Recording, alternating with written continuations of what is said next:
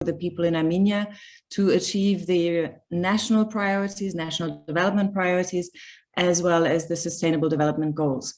Now, a big part of this, or a big part of the work that we're facing now, together with our colleagues in government and other stakeholders, is to develop a viable and tenable funding and financing framework.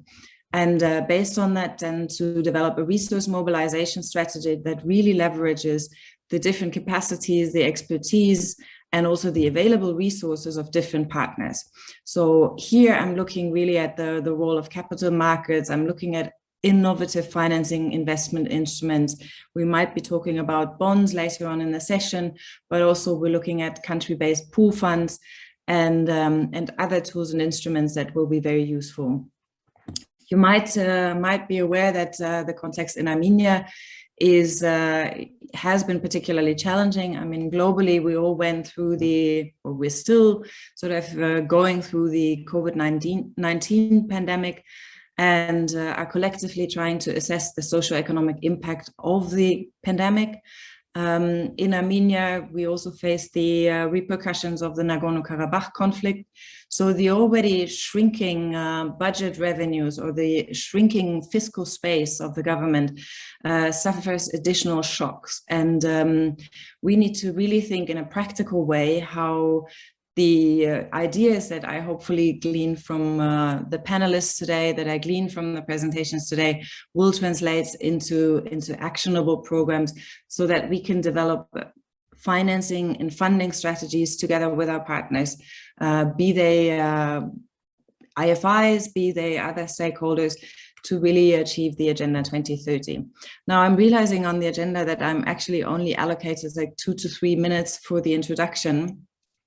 And time management is an art, not a skill. So I will limit this introduction to these few words and sort of invite you to really keep the practical country context in the backs of your mind. And I'm sure that while I'm speaking sort of about the realities in Armenia, you experience the realities in your respective countries, and also the colleagues whose presentations are following, providing a more regional overview, really keep the realities in their minds on sort of when we then feed the results of our discussion into the Sustainable Development Forum, the regional forum, as well as into the high-level policy forum next year. Now, without further ado, I see Patrick already ready to go with the right background. I can very well read the ESCAP 75. Allow me to introduce Patrick. He is an environmental law and finance specialist, and is working with the Economic and Social Commission for Asia and the Pacific. And maybe I should add here that I hold a particularly warm space in my heart for the Economic and Social Commission in Bangkok, because that was my first UN duty station, and it was a great start into a long career so far. But back to Patrick. He, as I said, has 2 decades of professional experience in the Asia Pacific region, including legal practice, international development, and also investment banking. So I have high hopes to get really a comprehensive view covering private sector, public sector, as well as sort of the UN perspective. I would reckon you're from Australia with a PhD from the University of New South Wales, if I'm not mistaken, and examining in his PhD the intersection of climate law and sustainable development. So I think that's one of the things that we tend to forget when the money is tight, that the environment is also something that we should actually keep in our minds. Over to you, Patrick, before I continue to ramble on. Thank you very much. Thank you very much for those kind words. I'll just bring up my bring up the PowerPoint.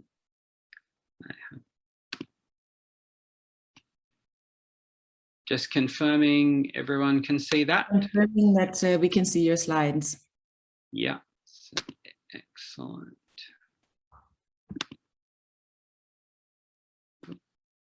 Excellent. Great. Well, thank you for those kind words, and Yeah, I'll get started. So today, essentially, I'm going to speak about sustainability and SDG bonds in the broader sense. As we know, financing the SDGs in this COVID era has been difficult. You know, as Denise mentioned, the pandemic and measures to contain its spread have put both health and economic systems worldwide under severe strain.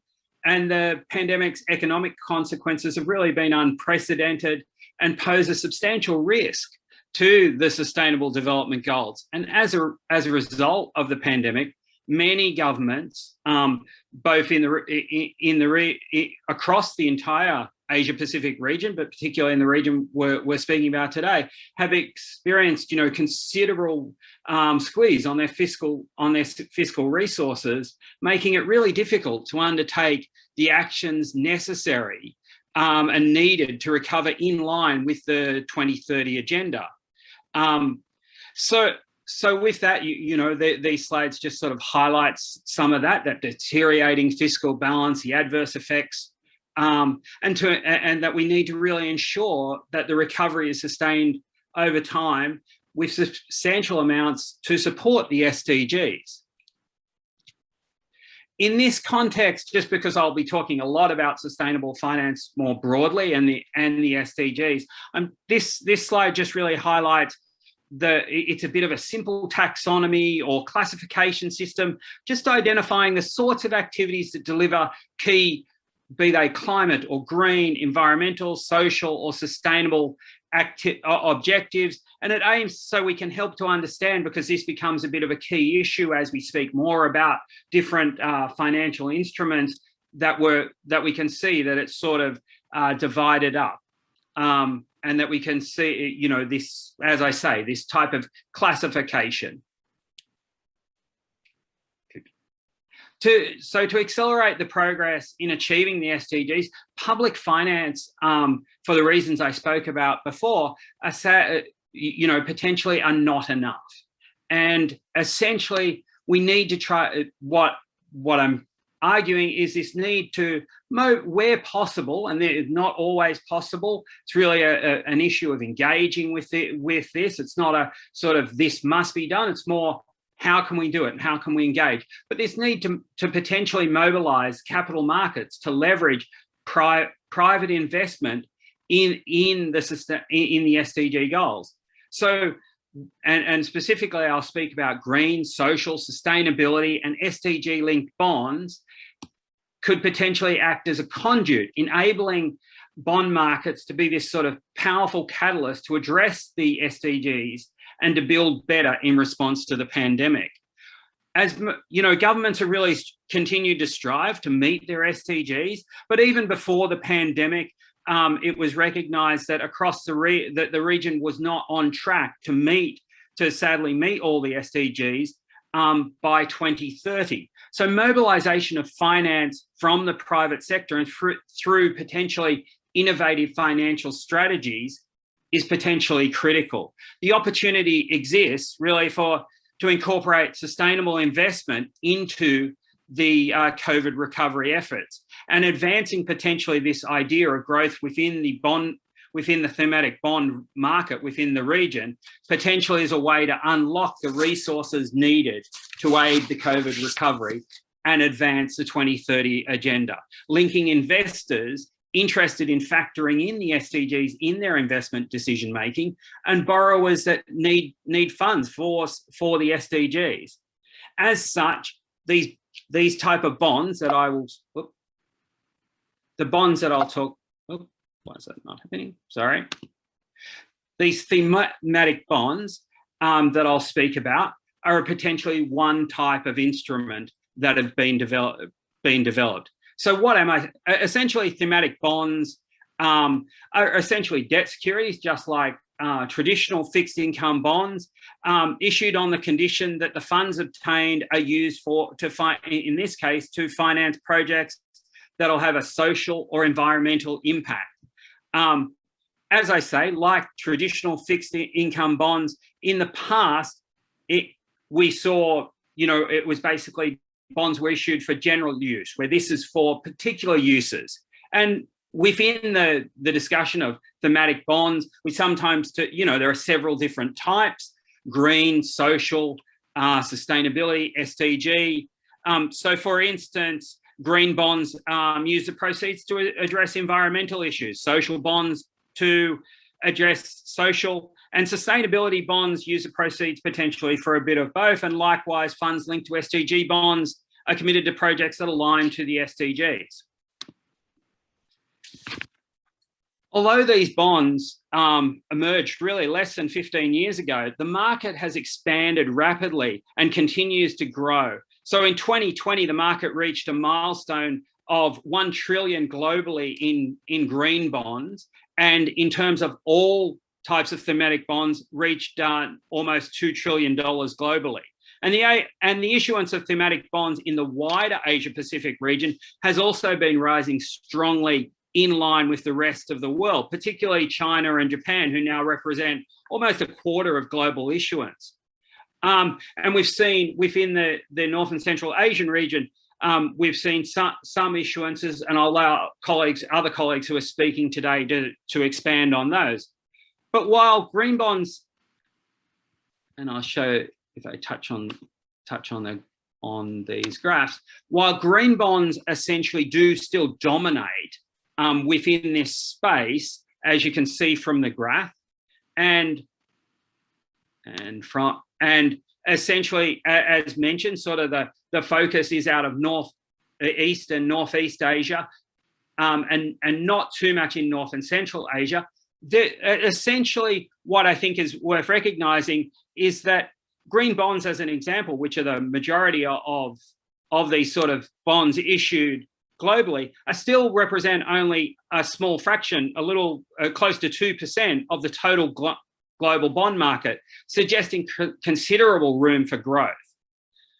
But while the list of bond issuers in the region is expanding, technical capacities across countries remain uneven, and the full potential of this market remains to be fully tapped. Gaps in national capacities to issue these bonds, if addressed, could significantly help contribute to the potential for these markets to meet the financing gap needed to respond to supporting the SDGs.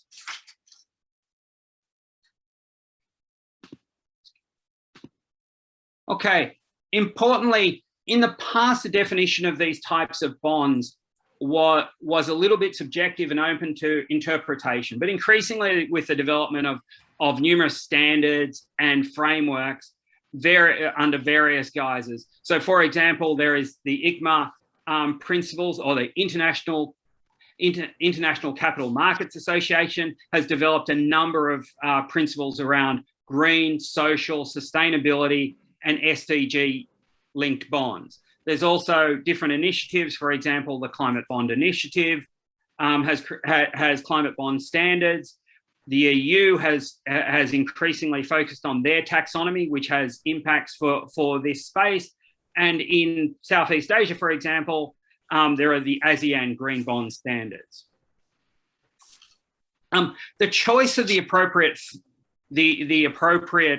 framework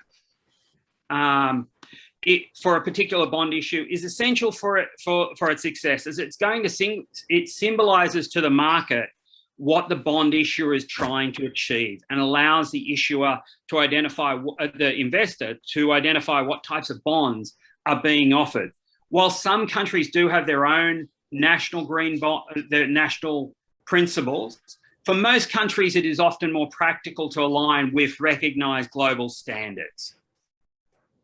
So just to sort of focus a little bit on some of these standards, essentially some of the key elements of these is essentially broken down I'm using the ICMA principles, but essentially these core components of how the proceeds are going to be used, the evaluation of the selection process, the management of the proceeds, and ongoing reporting.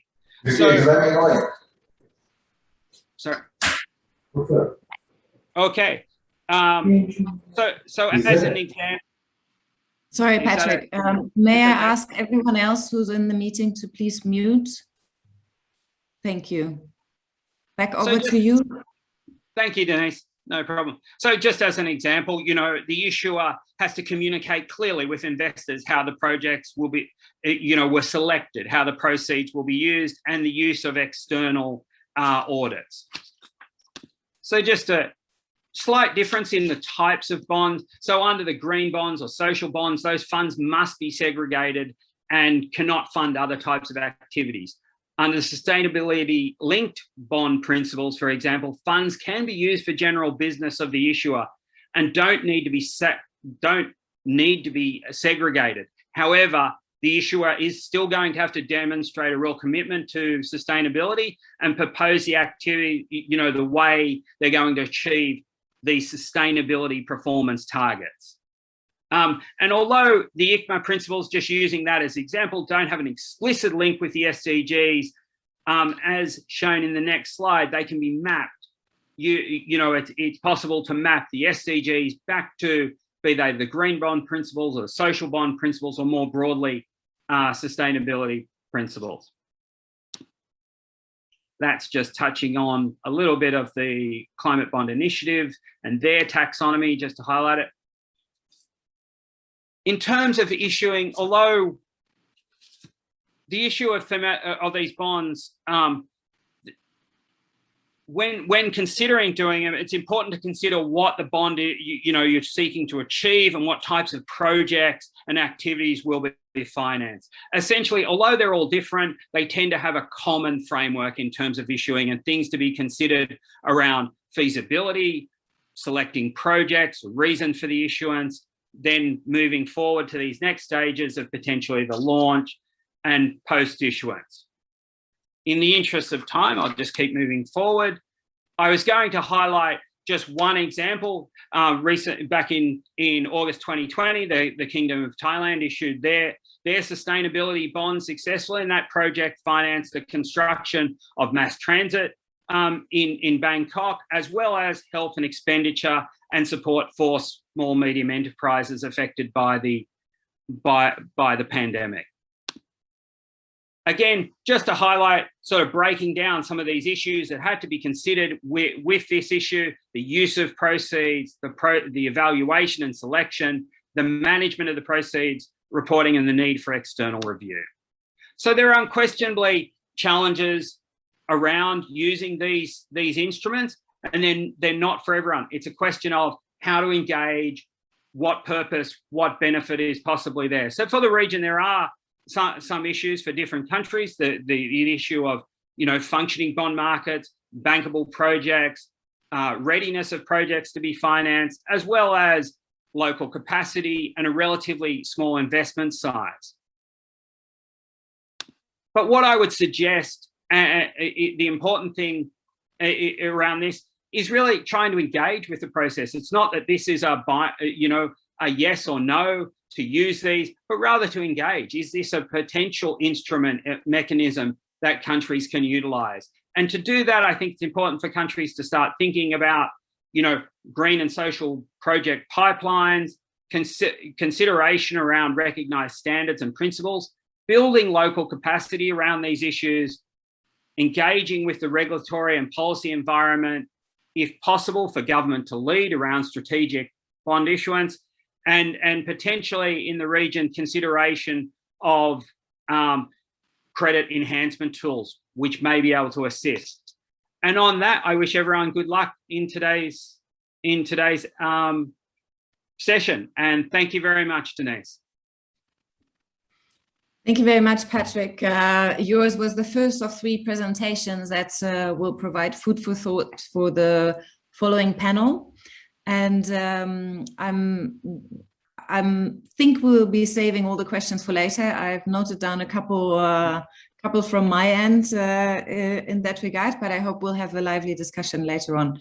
And I give the floor in a second to Jens Radzinski, who is the regional lead of the UN Framework Convention on Climate Change at the Institute for Global Environmental Strategy. It's the regional center in Bangkok, I understand. And Jens's focus has been on climate finance, carbon markets, and carbon pricing.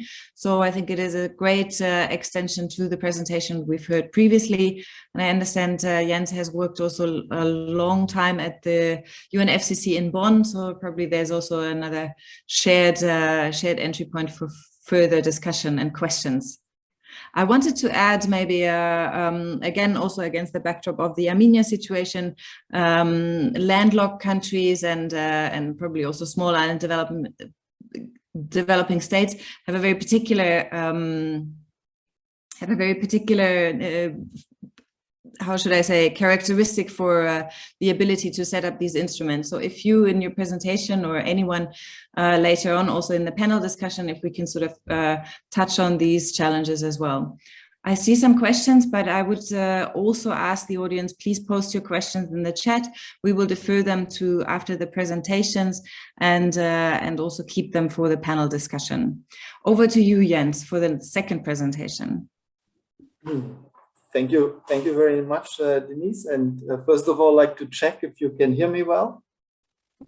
Yes, affirmative. Yes. Okay, thank you. Well, good afternoon, participants and colleagues, distinguished delegates. It's really an honor to be invited to this event and especially to the scene setting of the session. And I'd really like to thank you and ESCAP for inviting me. I will be presenting a little bit on our needs-based finance project in Central Asia and South Caucasus. It's an ongoing project, which is also done in cooperation with ESCAP here at the Bangkok office. First of all, next slide, please. Just a little bit of the background of the RCCC Bangkok. That's the Regional Collaboration Center of UNFCCC and IGS.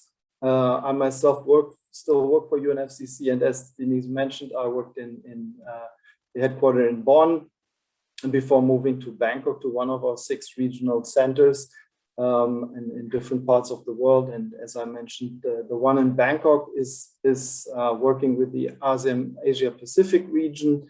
It's a very large geographic coverage for a very small office. Together with our host partner. The office, as other RCCs, were initially set up to spread the benefits of the clean development mechanism, but especially since 2015, RCCs then also have taken up a much broader role in supporting countries on different climate action towards implementation. Now mostly implementation of their NDCs. We still have a focus more on carbon markets and mechanisms. That's due to our background in the clean development mechanism. Next slide, please. Just a little bit short background of the project. So the needs-based finance project received its mandate at COP23. That was the Fiji COP in Bonn 2017, and it was a mandate, or is a mandate, of a long-term finance mandate by the parties to explore ways and means to assist development parties in assessing their climate finance and investment needs priorities. It's important that this assessment and also the next steps then of the projects is really done in a country-driven manner, and also include technology capacity building needs. And I will come also to the stages of the project and translate it into action. Sorry, I forgot when I sent you the slides that there are actually some animations, so I would also need to ask you to tip the next the space bar again.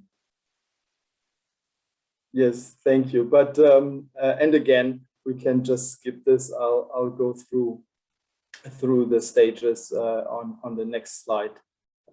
Next slide, please. Yeah, I just wanted to show that this is a global project. We are working, and the RCCs and the headquarters supporting a number of regional and sub-regional groups of countries in this project. Here in Bangkok, we are working with the Central Asia and South Caucasus, 8 countries. It's on the right side of the slides. The technical work is ongoing. As I mentioned, we also support work on 10 ASEAN countries in Southeast Asia, LDCs in Asia and the Pacific, and in Melanesia. So altogether 4 sub-regions of the project in Bangkok. Please, next slide. And again, yeah, the project is done in 3 phases. Phase 1 is the inception and an assessment phase, then a validation and endorsement, and finally a mobilization phase. So the inception and assessment, yeah, please click through the next animations. Thank you. The assessment and inception is basically based on a desk review and country consultations. We have, of course, submissions of countries at the Secretary mostly use existing information. Also, the rest of the presentation is mainly based on this assessment. We have a validation phase with the countries to make sure that the outcome of these assessments are correctly represented. And then at the 3rd phase, we would really work with countries on a strategy to enhance climate finance access and also bring in partners to mobilize climate finance. The Secretariat really has a supporting role, and it's an entirely country-driven process. Next slide, please. Yeah. On the background of the region, since we are here in the scene setting of the session, so Central Asia is characterized by rising temperature that have been observed and an increased number of hot days and a decrease of cold days. And based off existing scientific literature, especially of course the IPCC, it's highly confident that this trend will continue and we will have a rise in average temperatures and an increase in hot and decrease in cool days, both for Central Asia and South Caucasus, a little less in the later one. Next slide, please. Then on the regional context, so in Central Asia and South Caucasus, the region represents a diverse group of countries with very different economic structure. The income levels and also size and many other parameters are very diverse. We have 4 countries that are oil and gas exporting economies: Azerbaijan, Kazakhstan, Turkmenistan, and Uzbekistan. And 3 out of 4 inhabitants of Central Asia, South Caucasus actually live in these 4 oil and gas exporting countries. These countries also account for 87% of the economic activities of the region. What all these countries have in common is that their economies are in transition from a centrally planned economy to a market economy. Next slide, please. And you can also see this is corresponding, the economic activities corresponding to the greenhouse gas emission and NDC pledges from the region. Of course, we have the 4 larger oil and gas exporting countries representing most of the emissions from the region, and also in terms of NDC pledges, these countries have the largest way to go to decrease emissions. We have updated NDCs from Armenia, Georgia, Kyrgyzstan, and Uzbekistan. We also know that other countries are preparing, some trying to submit before COP or at least by the end of the year. So updates are ongoing. We also have 3 net zero pledges from Armenia, Kazakhstan, and Uzbekistan. Next slide, please. Okay, now coming more to climate finance. The climate finance flows in the region totally between 2013 and 2018, 9.1 billion financial flows were reported. And yeah, the international public climate finance support went to a number of sectors across many sectors. And but is largely concentrated in the energy sector, agriculture, and transport, which make up the biggest portions here. And for a number of other financial flows, there was no not specified or kind of combined under other. There's no breakdown. Next slide, please. Yeah. As you can see here, mitigation activities highly dominate, or the finance flows to mitigation highly dominates the climate finance in the region. Actually, 76% on went to mitigation, only 19% on adaptation, and 5% for cross-cutting activities. Though we can also see that there is an increasing trend in adaptation support, but it still only makes up a fraction of what has received for mitigation. Next slide, please. Yeah, the multilateral development banks really make up the largest portion here on bilateral channels.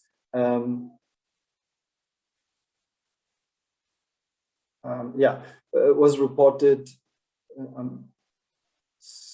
80% now. I'm sorry, 80%, close to 80% for multilateral development banks, and only 20% to bilateral climate finance support. You can also see, if we look at the types of needs that was communicated, that was at the bottom of the slides.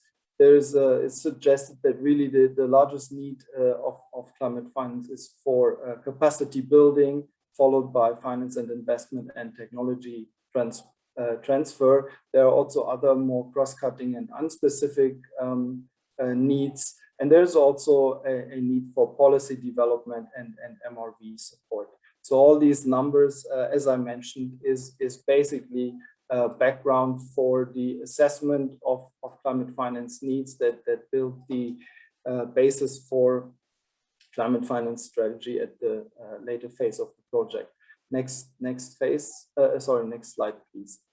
Yeah, just wanted to show that the depth instruments comprise of 89%. So that's certainly the highest, by far the highest percentage here on the different climate finance instruments, and is also not seen on the slide, but I can mention that 1/3 of all the debt was concessional, and grants made up another 10% of the climate finance in the region. Next slide, please. Yeah. Again, that just kind of confirms the data we have presented in the previous slides. Really, vast majority of climate finance through multilateral development banks, and the large portion of debt instruments. Also for the bilateral support, the debt instruments make up 81%, which is also the highest portion. I have a summary of the information before. I'd also like to share. I have to iron my shirt. Can we move to the next slide? I have a little background noise, but if I can ask the colleagues that are concerned with I think ironing their shirts, maybe to mute. That's okay. Otherwise, I'll be happy to bring some shirts over as well. Thanks. Yeah, just in summary, before I come to a couple of aspects I wanted to mention, we will need to reflect in the work on the regional climate finance strategy. So as I mentioned, regional context, very special circumstances, and countries are actually highly vulnerable to climate change, as indicated in the IPCC reports. The climate finance flows, again, largely predominated by mitigation investments. There is there's still a climate finance need gap that was estimated to 3.3 billion US dollar per year. Climate finance source also mentioned largely multilateral development banks and 20% bilateral support, financial instruments, largely debt finance, and also there's still a large opportunities for regional cooperation that are largely untapped. Next slide, please. Now, as I mentioned, we have done country consultations based on the assessment, based on these numbers that we've also just presented, started getting some feedback on the design of the climate finance strategy. And this is ongoing work. Also, the consultations are ongoing. I'd just like to present a couple of interesting aspects that we would need to cover or that countries would need to discuss whether to include in the strategy. There was certainly, as also presented earlier, a large need for capacity building, so support for institutional capacity at national and regional level.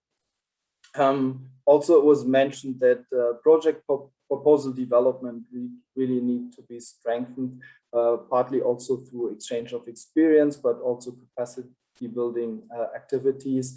And then also the knowledge and experience to gather experience with criteria and the processes for submission of proposals to multilateral institutions and donors needs to be strengthened. Also, climate finance expertise. What I mean here is that we have experts on finance. We have obviously also experts on climate change, but there is a lack of really this combined expertise of climate related investment, climate finance, and that's also been mentioned a couple of times that we need to bring both the finance and the climate change experts together. There is also planned for later events in this project. Private sector engagement is very critical, so it's challenging. Countries mentioned it's a challenging,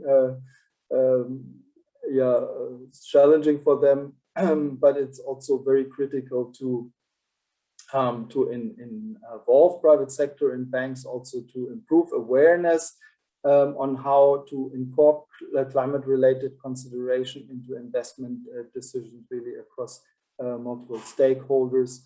Also, risk profile of investment opportunities really need to better match investor appetite. So then on climate finance mobilization, we have maybe some instruments and thoughts that need to be further considered and by countries. There's the debt for climate swap. It's really an opportunity for the region, especially as there's really good opportunities for forest and nature protection, good carbon sink projects, also carbon pricing instruments, and of course the upcoming COP will hopefully bring us closer to implementation of Article 6 mechanisms. So that's also market-based approaches for climate finance flows. And then next slide, please, my final slide. Also, as possible areas for regional cooperation, there are, besides the trying to mobilize additional climate finance, also and finding new instruments and new sources, really to enhance the access to existing climate finance, especially also to strengthen regional initiatives. There's still a lot of opportunities. Most of the initiatives and ongoing investments are more national based, but there's of course also under this project the intention to increase and strengthen regional initiatives. There are a couple of sectors and also regions, for example, was mentioned the mountainous regions and ecosystem-based adaptation projects are are some of their opportunities. And then on economic sectors that are mostly impacted by climate change would be agriculture, then of course energy, transboundary, water resources, and health. Some of them we also find in the largest and most cost-effective opportunities, such as energy, of course forestry, and then also transport is a good opportunity for cost-effective support. And yeah, we also heard from some countries the updated NDCs, of course, have included new, also the long-term climate neutrality strategies require really new technical needs assessment, and also will open up new investment areas in new technologies. So the last two slides really as an outlook of the feedback we have gathered so far, and of areas that we need to consider for the next phases of the project. We intend to finalize the assessment soon, help countries to formalize the strategy, and then move into the third phase, the mobilization.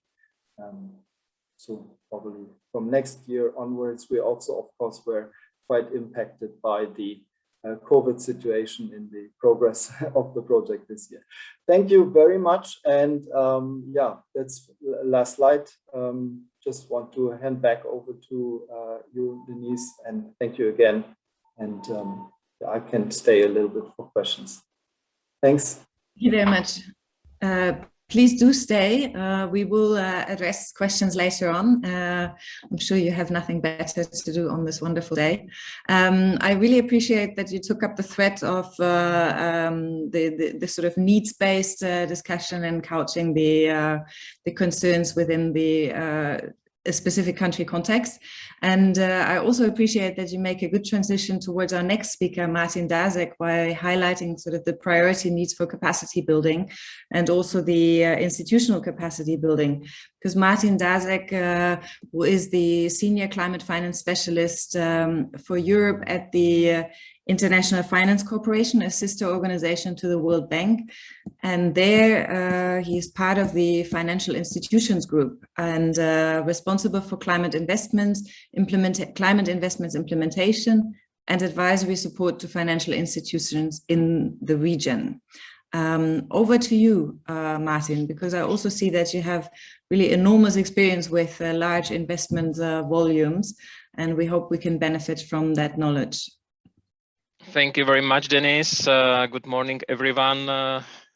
Good afternoon to to other regions. It's my great pleasure to be with you today, and as you said, to present also view from IFC.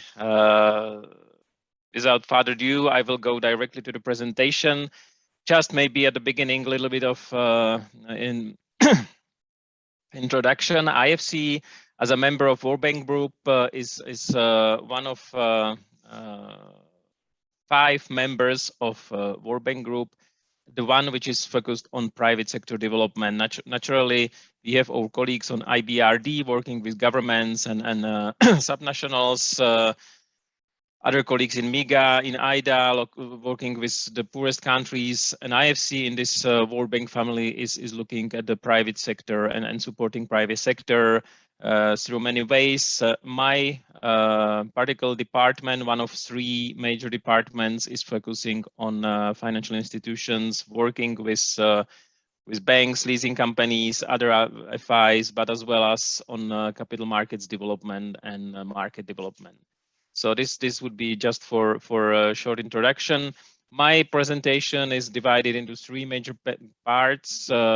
On a couple of overview on sustainable finance, and the second part is about role of capital markets. And I would like to show also some example from the region. They may be a little bit of overlap what Patrick was already saying, but I will work through this in pretty fast manner. So when we are looking at the sustainable finance, it's of course the business call to action. It's really tool which allows us to finance SDGs, and it's of course one of key pillars of the process. But it is not about the money. It's really about value creation, where we need to integrate ESG with SDG agenda on every level of our economic activity. Patrick already covered where we are when speaking about sustainable finance. There are like 4 major parts in this. It's about conventional financing, climate financing, green finance, and on overall sustainable finance, which is also covering social and other aspects of our activities. I would like to stop for a while on this slide, because this is, I think, a pretty good picture of the ecosystem which we are really in terms of SDGs and in terms of our economic activity and sustainable finance. And I wouldn't start on the left side, but on the right side, where I think that's the of course the ultimate goal of all of us, is to have finance to provide funds for real actions, projects, measures, initiatives.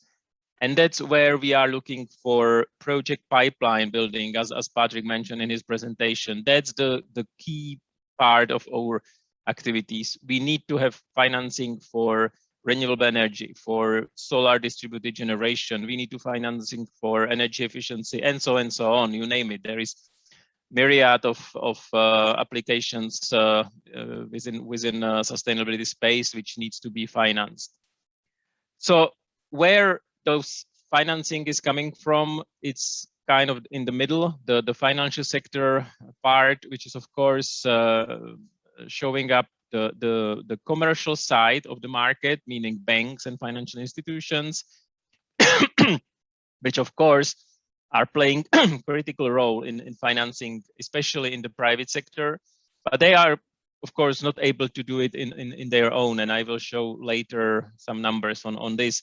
But they need support from capital market side and need the support from IFIs and MDBs. And here we are speaking about bonds, loans of various labels, and other funding resources. So that's the middle of the financial sector ecosystem. And then, of course, as on the top, there is infrastructure and regulation for sustainable finance markets.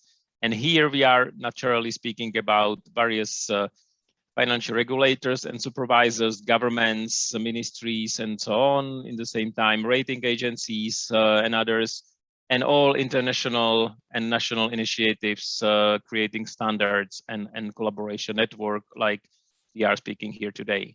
So this is just I would say nice snapshot of the situation, where it all starts, where it should end, and what is in between, and how this ecosystem is working together in sustainable finance space.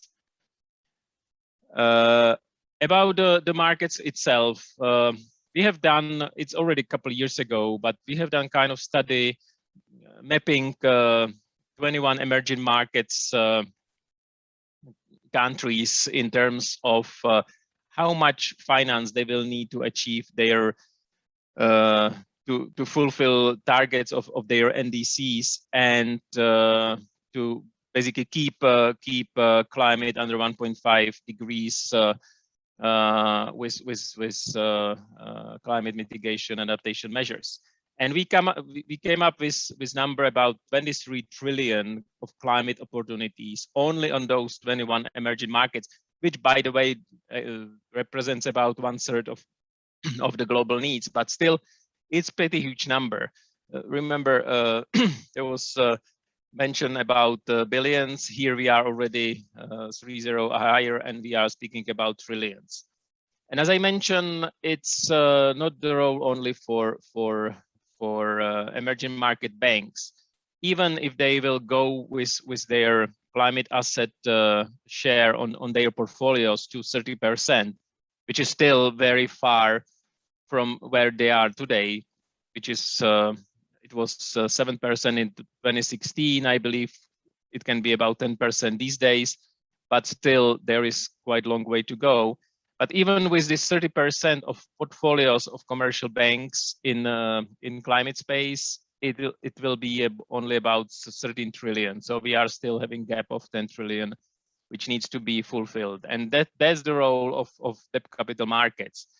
We have heard about the green and other labeled bond market. It's coming close to 1.3 trillion at the end of this calendar year. And it's of course growing, but there is still a huge need of further investment to flow from investment companies through bond market to recipients, and then of course end users, the pipeline of the project, as I already mentioned. IFC is of course playing some role in this. We have established recently 2 debt funds which are focusing on emerging markets bonds, both in the financial sector as well as real company sector. But that's I think very little. Of course, there needs to be done much more.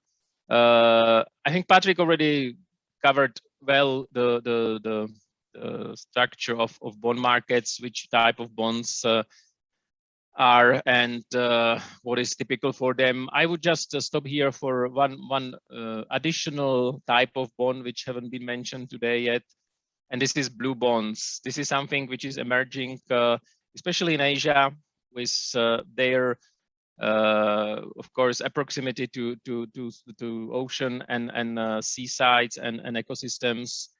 Blue bonds are focusing on the measures which are linked to investment in ocean and water-friendly products, sustainable fisheries, seafood processing, sustainable water supply. So it's of course very important for those countries which are having a lot of economy linked to the oceans and seasides. But naturally, for landlocked countries, it's all about water treatment, clean water supply, and so on. So this is newly developing category. It's not yet been fixed by ICMA taxonomy, but it's work in progress. IFC is leading this work together with other partners, and it should be soon having its own taxonomy and guidance. So that's just on type of bonds, and we can touch upon on a further discussion. I already mentioned about growing markets. As I mentioned, the market for labeled bonds is growing. It's still well poised to reach record this year after some slowdown within the pandemic period, but it's still growing up in various segments. As I mentioned, banks are not cannot be alone in the work on sustainability finance, but they are of course essential for private sector, and we would like to of course understand where they are in terms of sustainable finance, how they understand this value proposition, what they need to support this and to grow. So we did kind of survey recently where we ask about close to 100 IFC clients in the region about their strategy, their position in sustainability finance, and we got interesting results. We were basically questioning on their portfolios, on their capacity to develop products for climate and green and so on. And we have heard that most of those clients are already doing some kind of climate-related lending. Three quarters of those surveyed are already doing this, but usually from 66%, they don't have a holistic program with some strategy or product. So it's mostly ad hoc. They have some projects in their portfolios and so on, but nothing really the strategical program. Most of them is interested, but of course, in most of cases, the slowdown also hit their desire to do green, so it's a little bit slower these days, but it's getting back as we see today. On green bonds, the question, of course, was answered that it's interesting, but 87%, so majority of FIs don't know how to do green bonds. So there is big room for capacity building and for support.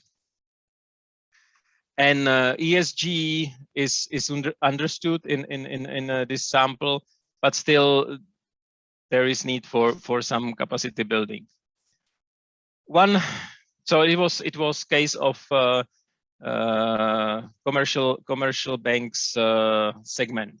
Another, of course, role is role of governments, and I think leading by example, creating incentives and motivations is also very important. That's why I choose this Georgian example as very nice strategy towards sustainable finance. 3 years ago, Georgian National Bank of Georgia has developed a sustainable finance roadmap with 4 major pillars, where they were looking at the capacity building to strengthen sustainable finance flows, and they also incorporated ESG risk management and transparency and market discipline into the scope.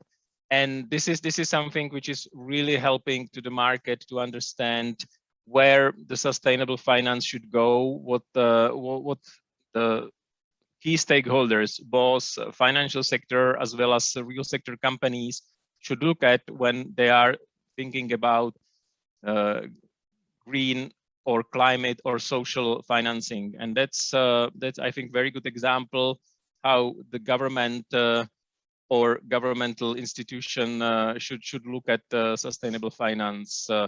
There is some schedule. A lot has been already done, especially on ESG part. They have developed taxonomy, and now they are working on developing of sustainable finance guidelines and designing incentives and further regulations to stimulate sustainable finance flows. So this was just as an example of initiative at the governmental level. And if you would like to know more about the Georgian example and all other markets, strategies and initiatives toward increasing sustainable finance flows, you can check with IFC Sustainable Banking and Finance Network, which is a community of financial sector regulators and agencies with 43 members. And this has been basically established for exchanging knowledge and information on developing of sustainable finance markets and regulations. From this region, we have BRSA from Turkey, we have National Bank of Georgia, we have Union Bank of Kyrgyzstan, Securities and Stock Market Commission of Ukraine, Association of Serbian Banks, and the last new member which joined a couple of weeks ago is Agency for Regulation and Development of Financial Markets from Kazakhstan. So with this a little bit of introduction of SBFN network, I would like to stop here. I hope I give you a little bit of ideas what the sustainable finance ecosystem looks like, what is the role of capital markets and various type of bonds within it, which role can play financial institutions, and what IFC is all about. Thank you very much. Thank you very much, Martin. You stole my thunder as I wanted to sort of summarize your presentation, but I'll take your overview also on the network and your latest member in Kazakhstan as a transition to our next component of this session.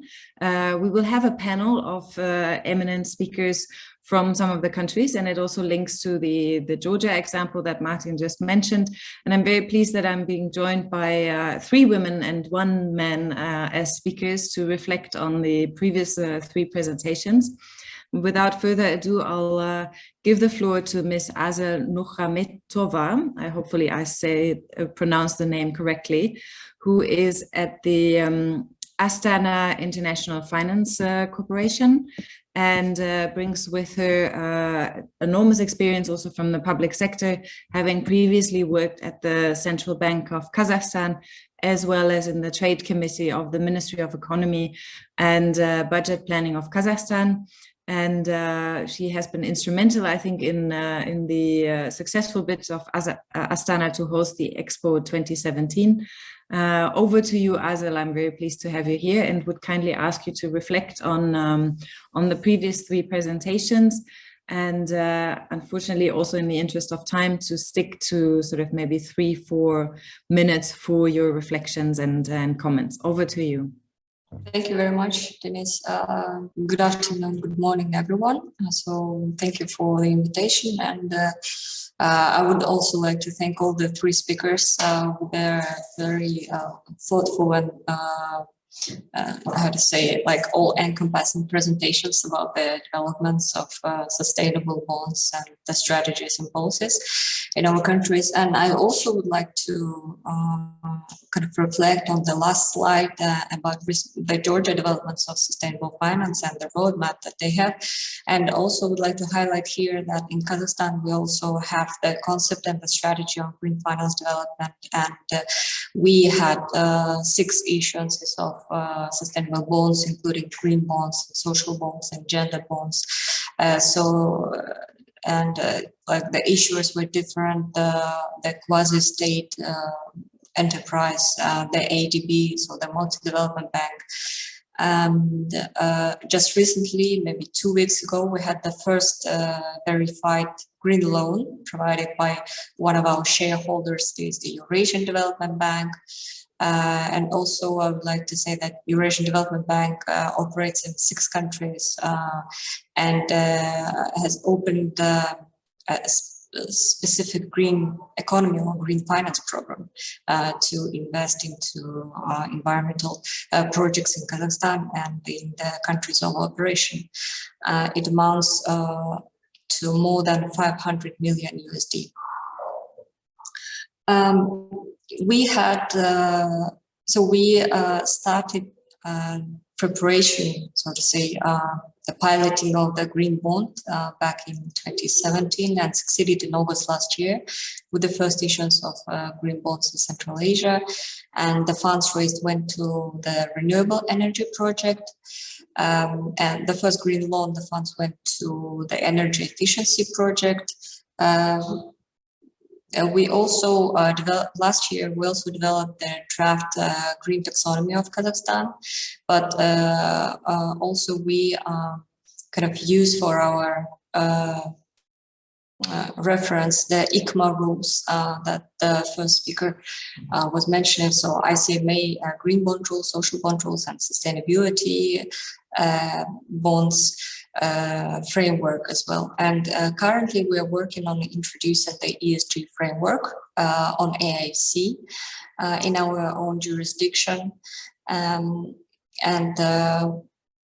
Hopefully we'll introduce by the end of the year the ESG reporting for the listed companies on our exchange, and then maybe to spread kind of successful experience to the AIC participants.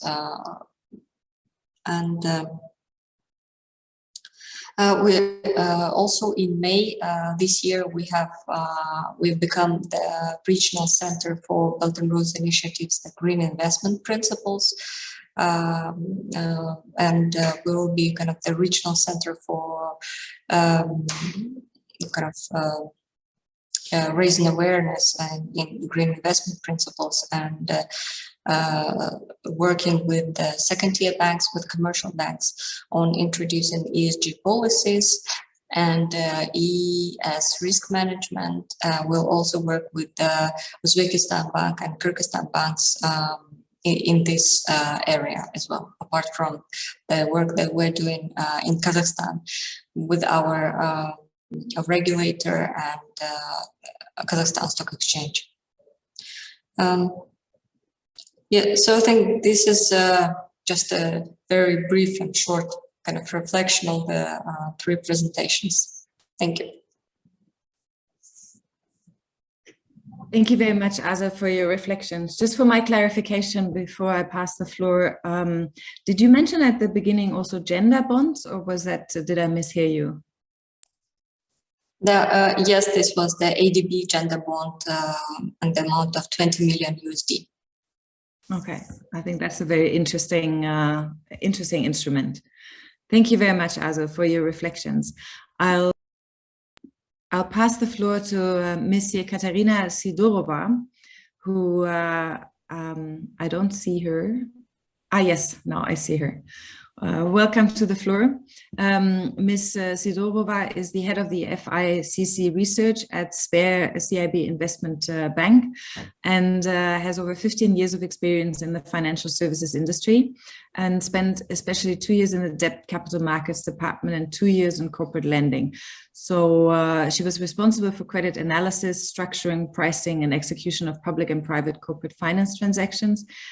And as such, I'm being told to speak slower. Apologies. I watch the time and do want to convey as much information as possible.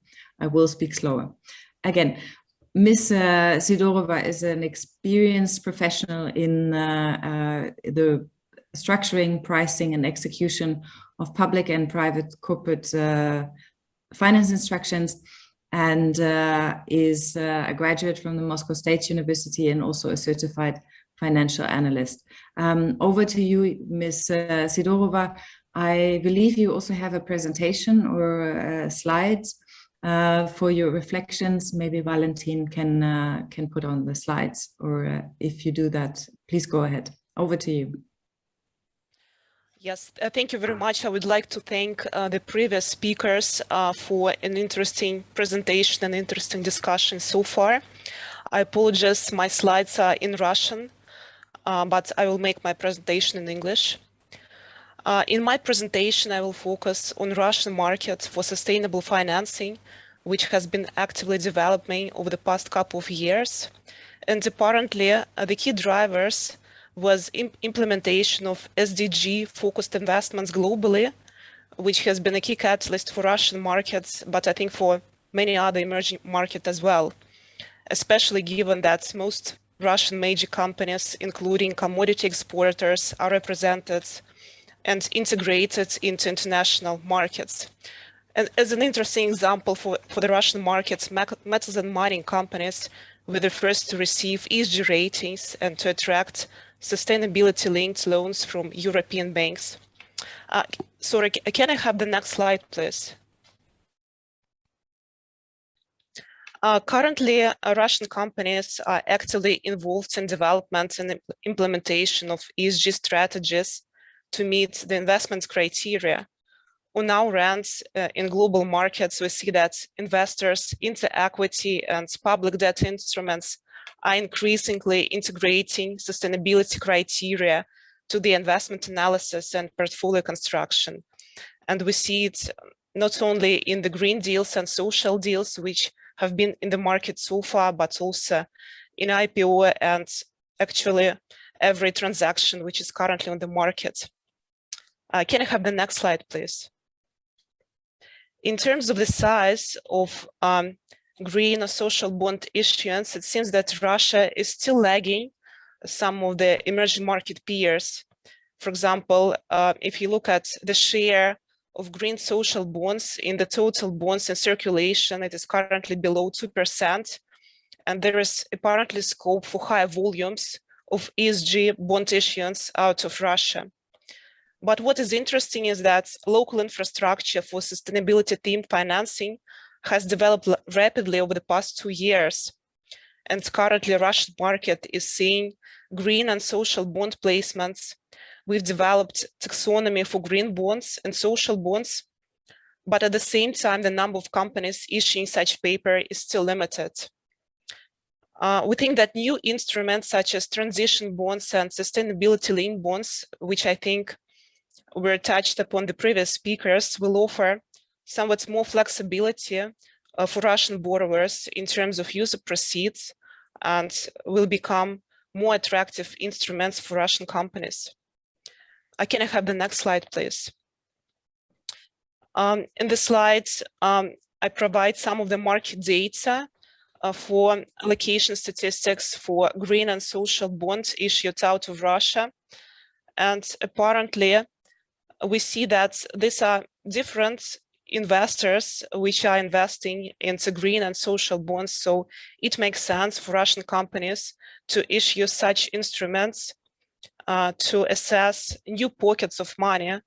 But also, as I mentioned, we see that essentially all of the existing investors starting to implement ESG strategies, which may vary a lot. And actually, one of the problems of the market is that it still remains quite a fragmented market, both in terms of standards, in terms of approach of rating agencies, and in terms of investors' criteria, for example. Can I have the next slide, please? And finally, I wanted to discuss some of the challenges that the Russian market currently faces, which I think are not unique to Russia, but also present in other markets.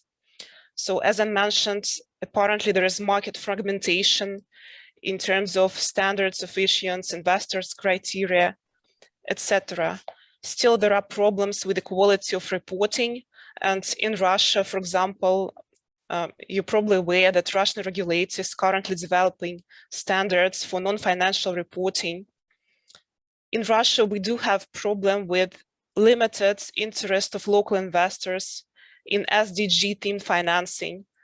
As I started my presentation, it seems that implementation of sustainable strategies is predominantly being driven by international investors. But at the same time, I would mention that Russia's largest commercial banks are an exception and probably will be driving the market in Russia. For example, Sberbank is actively developing its sustainability strategy. Finally, we think that at this stage of development, it makes sense for the government to expand support measures for SDG financing, which could be a new catalyst for this market. A number of support initiatives is currently being discussed. This include tax deductions, lower capital requirements for banks and others, but no have been implemented so far. And finally, I think that some of the previous speakers mentioned this. Russian sovereign has not yet decided to come to the market with SDG-themed issuance, and probably they will do this. And this would be an important milestone for green financing in Russia as well, because it will establish a new benchmark for the market.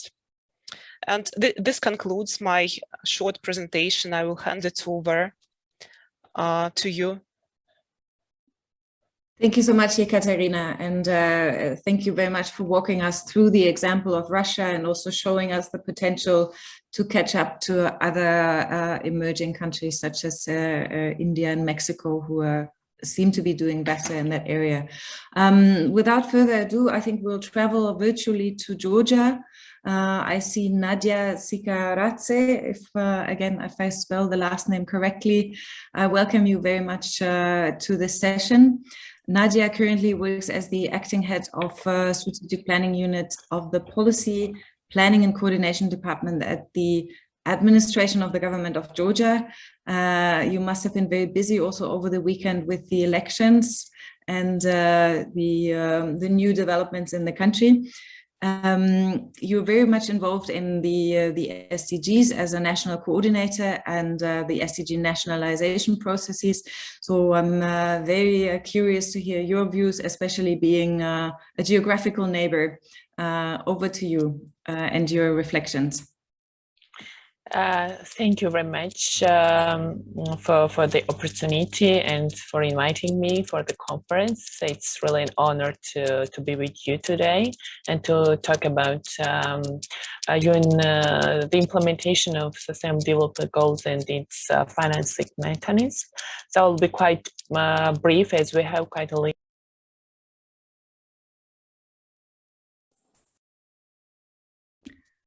I think, Nadia, we lost you. There is a disturbance in your microphone, I think. Can you hear me now? Because we can hear you. It was written. Okay, great. There's a strong background noise, but I think, I mean, for me, it's okay, but... Okay. So I will make a brief information about the process of implementation of SDGs in Georgia. So the government of Georgia is committed to the implementation of SDG, and Georgia was one of the first countries to join this agenda. Georgia was also one of the first countries that presented a national long-term review at the high-level political forum in 2016, and later in 2020. We had the second winner at high-level political forum. We have an institutional setup that was structured in 2017 when the Sustainable Development Council was established. That is headed by the administration of the government of Georgia. And under the council, we have 4 thematic group, which is social inclusion, economic development, democratic governance, and sustainable energy and environmental protection, which is co-chaired by the relevant governmental institutions and UN agencies and civil society. And for increasing of the ownership of the civil society of the process, each working group has a chairperson from governmental agencies and 2 co-chairs from civil society organization elected by the member of CSOs and 1 co-chair from UN agencies, and they have a 2-year period, and we have the rotation principle. Also the co-chairs are the part of the interagency council that participating in the decision-making process of the working process. And it is anticipated that the spirit of the whole of society approaching the SDGs coordination will be further improved through the above-mentioned mechanism created intensives for the CSOs to part of the process. As a special SDG, we also created a special SDG portal, which is SDG Gov.g, and contains all the information of the process from institutional setup until the reports and the projects. And we also integrated in this website SDG tracker, which gives us the possibility to track the progress of the implementation of all the SDGs and the targets and indicators. Currently, Georgia has 17 goals nationalized, 94 targets, and 202 indicators. And Georgia doesn't have any so this is a short information about the structure and the setup of the process.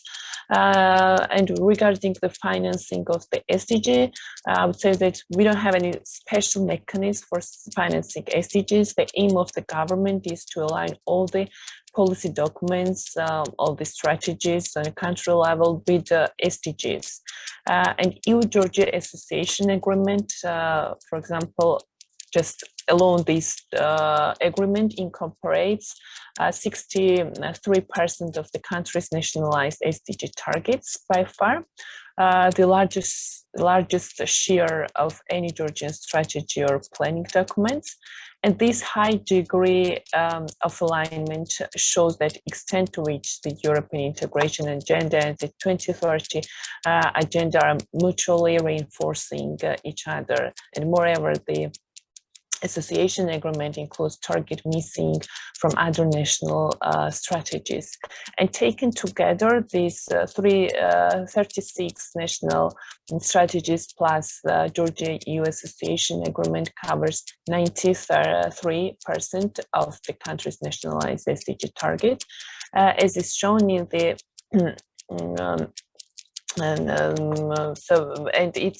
it's like allocated like a various percentage according to the goals, each goals and the targets, and the process of this financing and alignment of the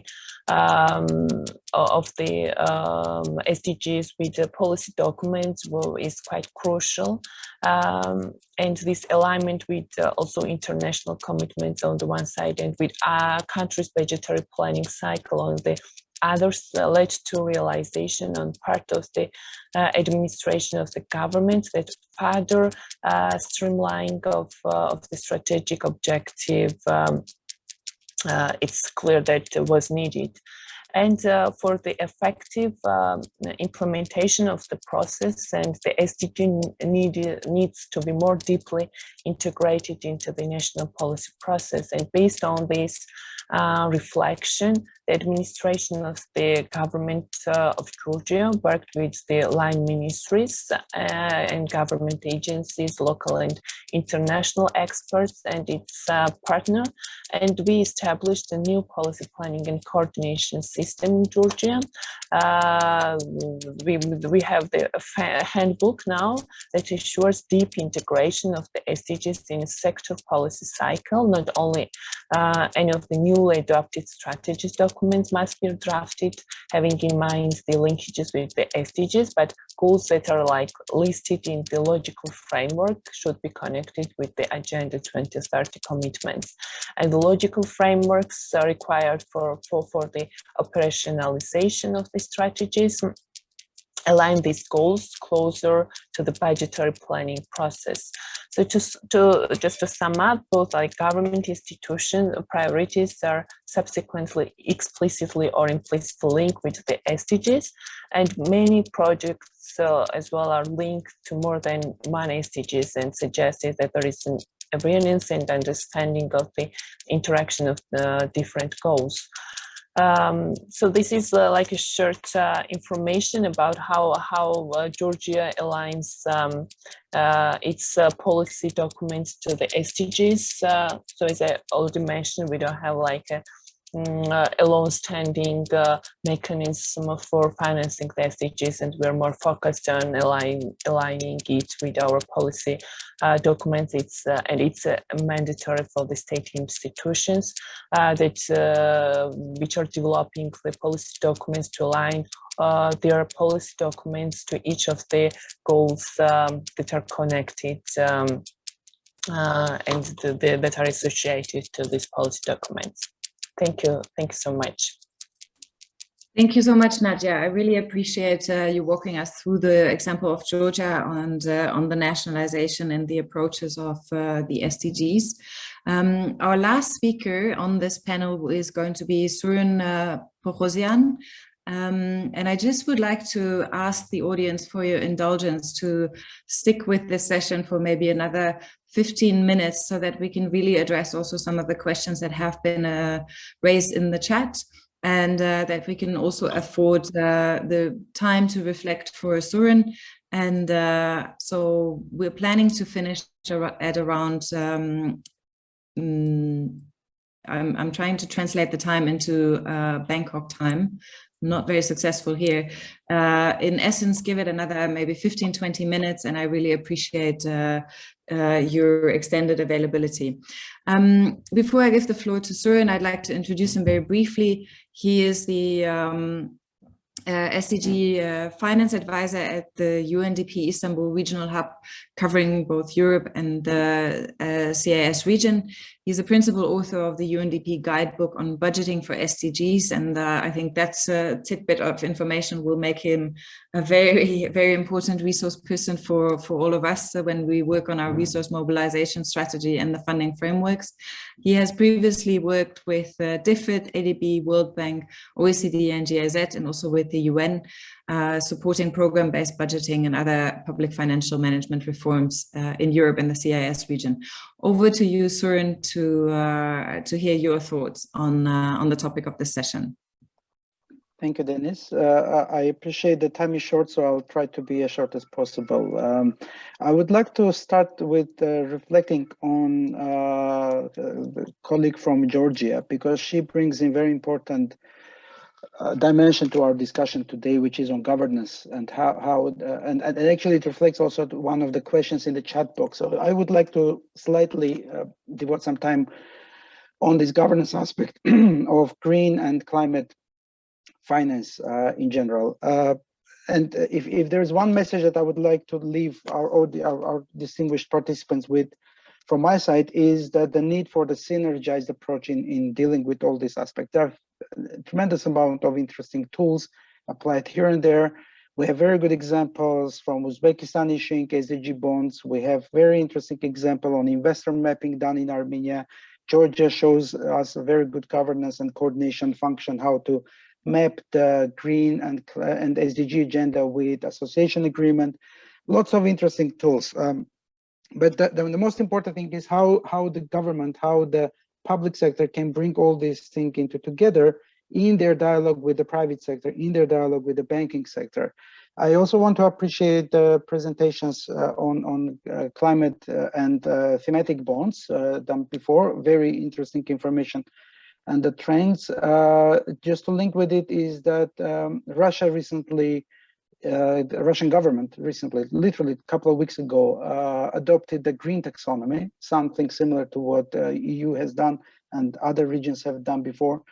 Of course, I hope one day we will have a global taxonomy on these topics rather than regional taxonomies brought in, because the topic itself is global. The challenge is a global one, so global response should be much better. But still, introduction of this very important tool by the Russian government also allows individual banks like Sberbank presented today, or Gazprom Bank, or many other banking institutions to issue, and corporations to issue their bonds linking with government national priorities. This is very important topic, because so far in many countries what we see is that isolated interventions on ESG by corporations, because there's a demand by the shareholders, by the consumers of that particular corporation to introduce ESG standards. But we don't see it as part of the national integrated policy response to the SDG agenda. So one particular tool that UN system and UNDP, as one of the active members of the UN system, are presenting to the countries in this region is integrated national financing framework. And there is one pillar about governance and coordination which actually addresses these issues very nicely. So there was a question in the chat box, what is that? What governments can do on this? My feeling is that INFF is the next generation of public governance, where the government, public, private sector, banking, international donor assistance, they are all brought into one piece. A couple of examples come why this is important, because there are already some examples where, for example, climate budget taking has presented different results from SDG budget taking. So the parliaments can be confused if these tools are not synergized, right? We see some examples from countries, without naming, that they jump to conclusion that they need a particular thematic bond. But what we also feel is that this process is driven by finance ministry with primary purpose of liquidity, solving the liquidity issue, not developmental issue, but liquidity issue. So unless the governments are proactively bringing in a coordination mechanism and synergizing mechanism to connect all these individual tools, we will be facing a lot of challenges.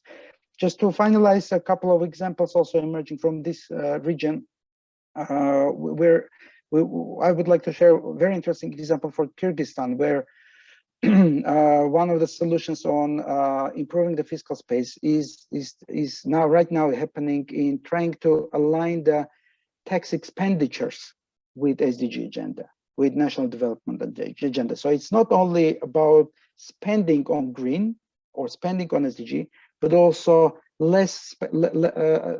providing less tax incentives to those corporations that go against some of the SDG goals, like coal and other industries. France has introduced very interesting concept of this green budget tool with both positive green and negative green expenditures being tagged into the budget system. So these are sort of the examples, few examples that I just want to mention out of hundreds. And again, I want to conclude that what is the most important from my perspective is to connect all these thoughts into one very useful toolkit for SDG agenda. Over and I'll be happy to respond to any questions if there are, but I appreciate the time is very short. Over. Thank you very, very much, Surin.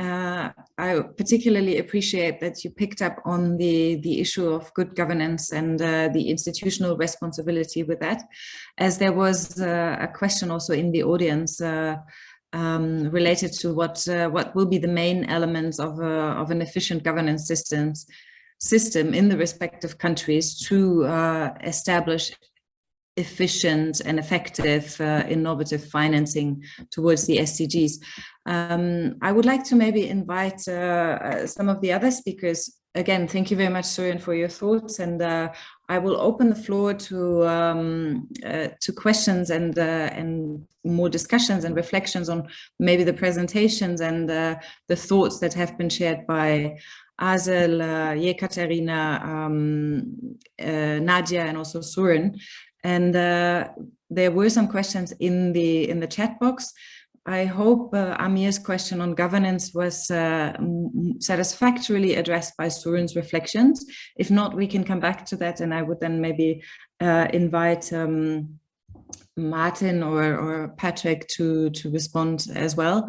I see Bulat Yezekin's hand up, but I'd like to maybe touch on a question from Agapi on sort of the challenges for unmatured capital markets, and that links also to a question that I have noted for myself, given the sort of small equity component that we have at the moment.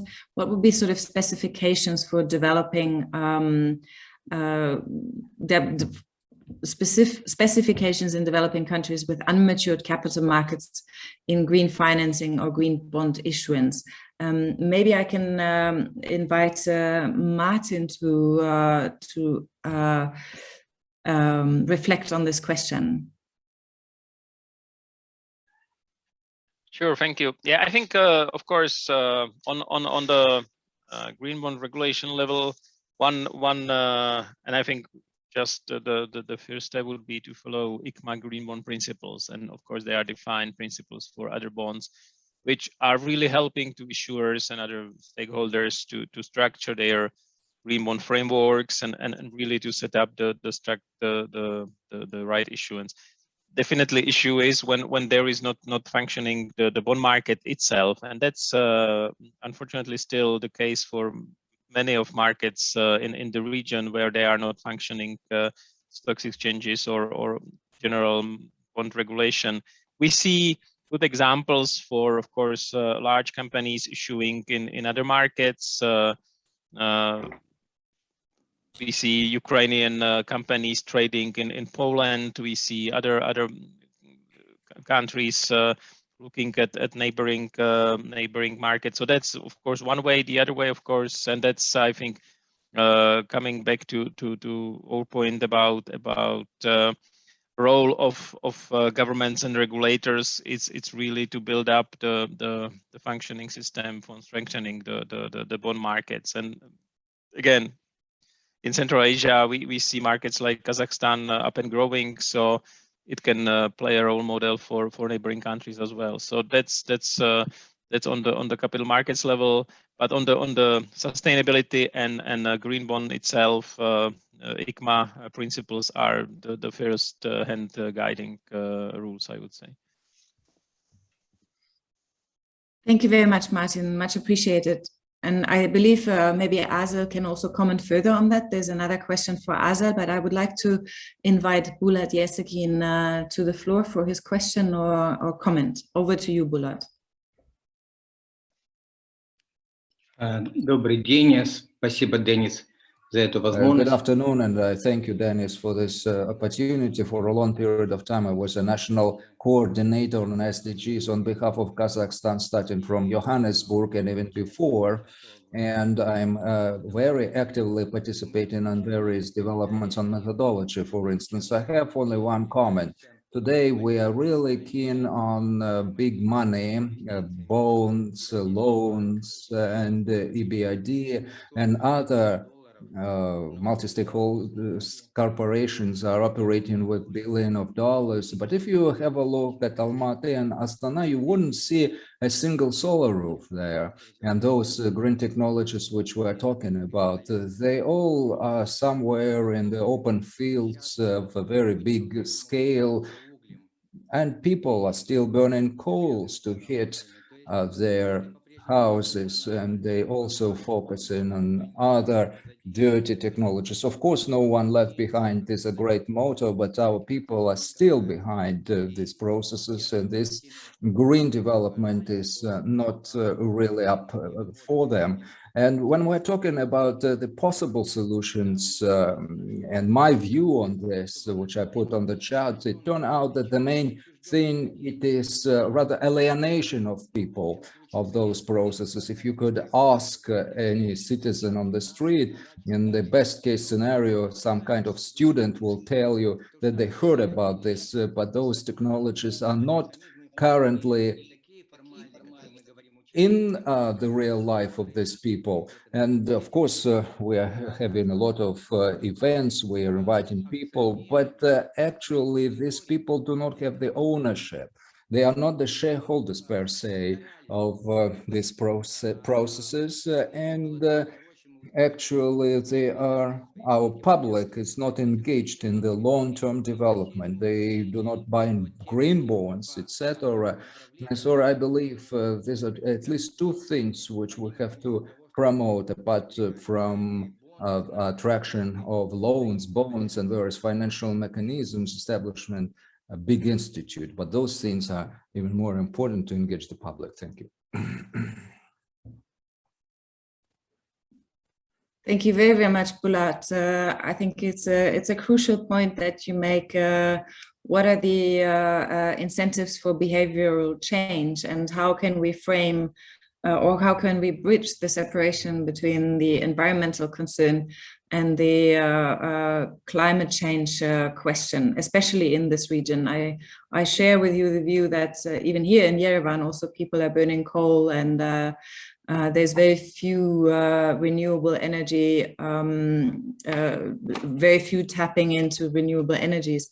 Maybe, and just as an added thought, I think it's the COVID pandemic that could give us an entry point for creating such incentives. If we frame climate change as an overarching health issue, and if we are realizing that our personal health and our personal individual well-being is directly affected by climate change, maybe that is an incentive for the individual ownership or the individual shareholdership in the process that you have mentioned.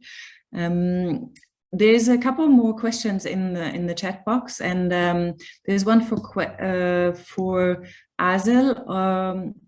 I don't see from whom, but it's a question on how does launching a gender bond differ from launching a green bond, and whether there is already a sort of social taxonomy. And the person asking the question would like to know whether there is, if you can elaborate more on what the gender bond money will be used for, what it is allocated for, and sort of the overall purpose. Over to you, Azel. Thank you for the question.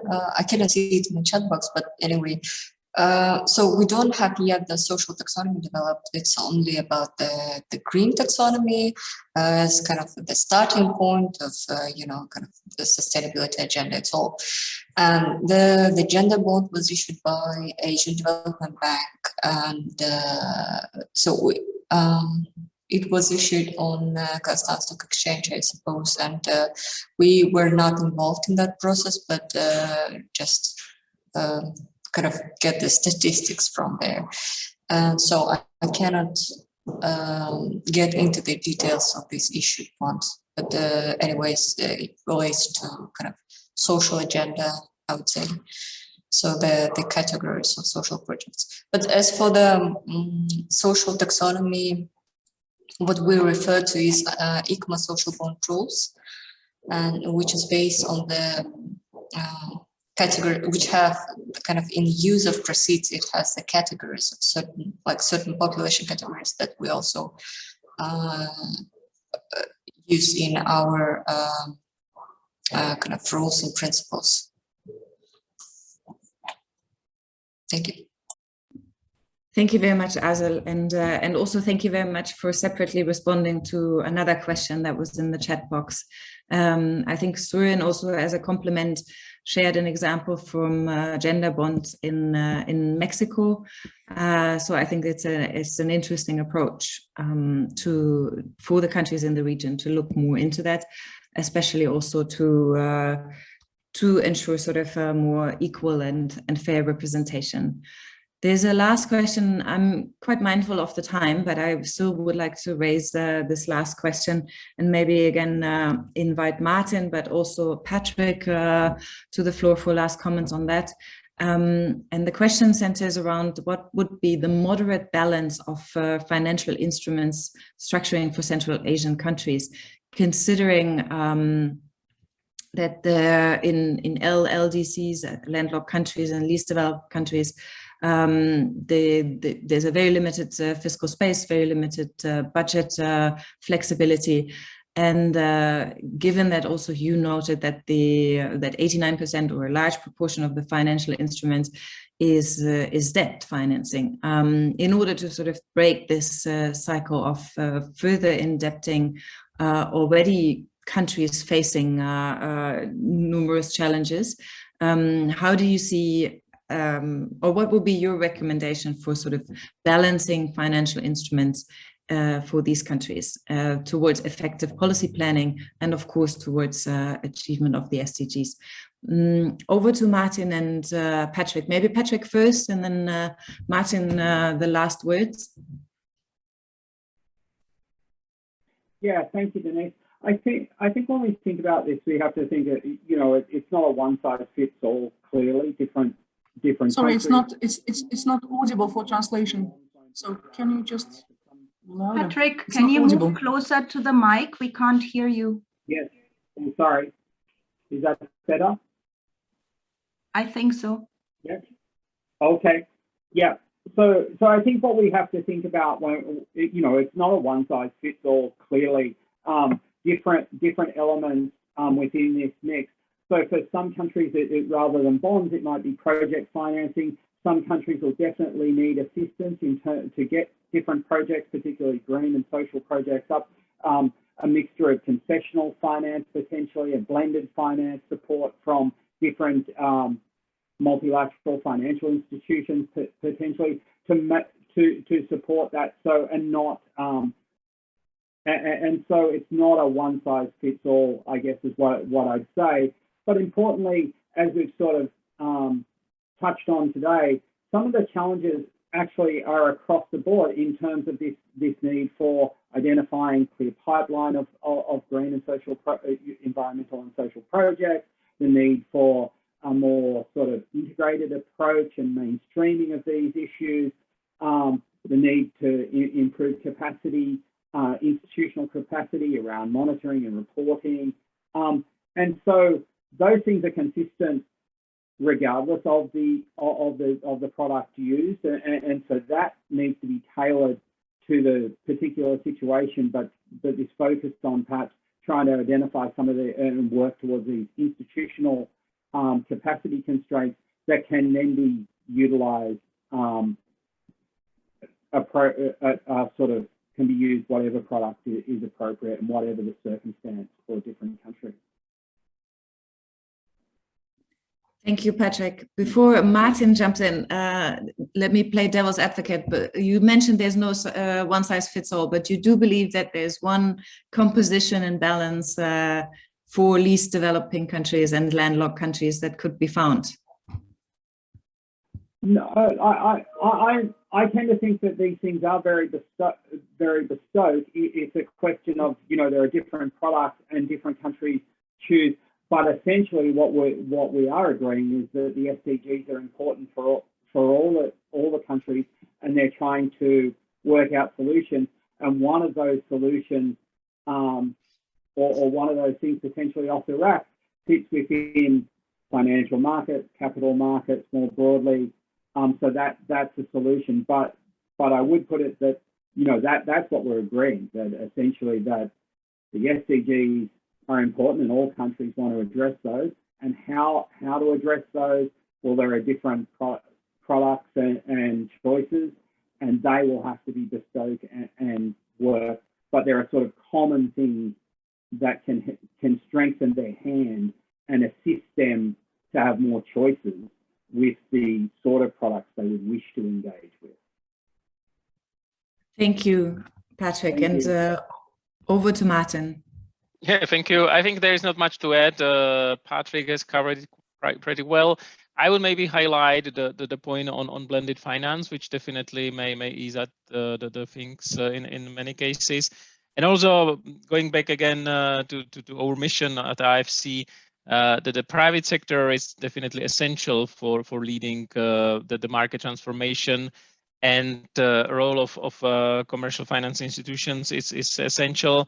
I think we are also having help on the side of the market itself, because as you can see, development over the last 10-15 years in many areas which 10 years ago seems to be almost unbankable and impossible to finance, like renewables, these days are much lower with their costs and financial needs in most of the markets, and this is true about all other aspects of sustainability. So I think this is also working in favor of getting things happening much faster and with low need for financing. But that's just a little reflection on this.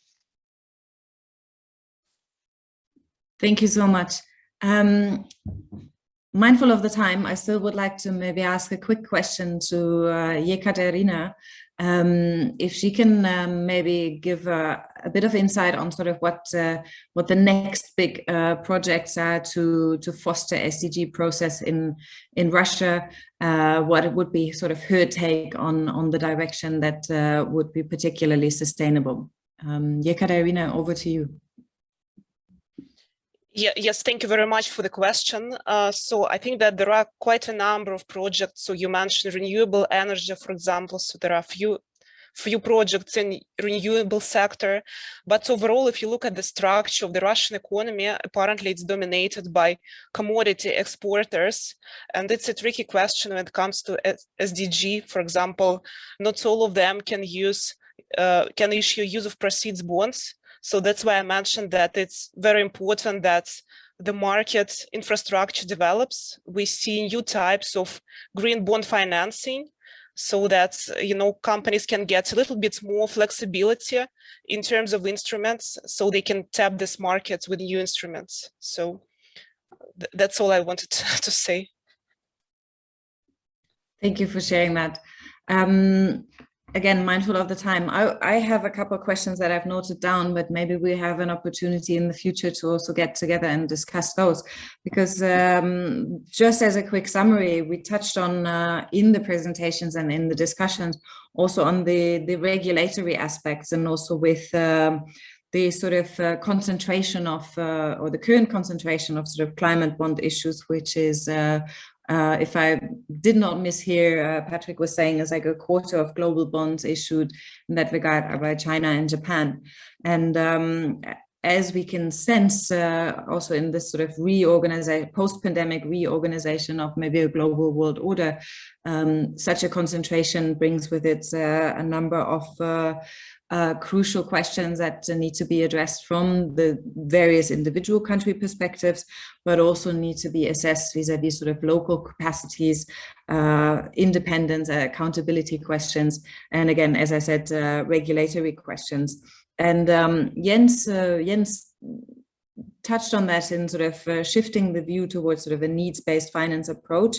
And I think it is very, very important in that regard that us as being in the countries or at the country level, working in the government or working for the UN at the country level, that we really consider the needs of the countries that we're representing, and that we really take a needs-based approach aligned also with the local capacities and focus on building those local capacities.